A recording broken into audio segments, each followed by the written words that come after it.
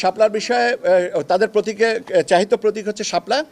শাপলার বিষয়ে নির্বাচন কমিশনের অবস্থান একই, যে যেহেতু নির্বাচন পরিচালনা বিধিমালায় এটা নাই, অর্থাৎ দেওয়ার সুযোগ নাই, আমরা একটা চিঠি দিয়েছি ওনাদেরকে যে আগামী 19 তারিখের ভিতরে ওনারা বিকল্প ওনাদের চাহিত প্রতীক জানাবেন।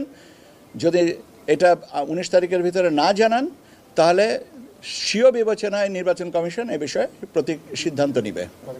আইনি প্রতিবন্ধকতা শাপলাকে কমিশন মনে করে শাপলাকে অন্তর্ভুক্ত করার দরকার নাই। সেটা তো আইনের কথা। এখন ব্যাপার হচ্ছে যে আইনটা কিসের জন্য, আইনটা অবস্থান হয় যে পরিস্থিতি, পরিবেশ এবং প্রয়োজনীয়তার ভিত্তিতে। নির্বাচন কমিশন মনে করে যে এটা দরকার নাই, এটাই হচ্ছে এই ব্যাখ্যা। জাতীয় প্রতীকের পার্টের কারণে যে আলোচনাটা হচ্ছে বাবা, এই জিনিসটা আমি নির্বাচন কমিশনের সিদ্ধান্তটা বলেছে যে এটা নির্বাচন কমিশনের সিদ্ধান্ত যে এটা প্রয়োজন নাই, এটাই। এরপরে যদি জাতীয় প্রতীক কি জাতীয় প্রতীক না, এই ব্যাখ্যাটা আমার মনে হয় যে এর সাথে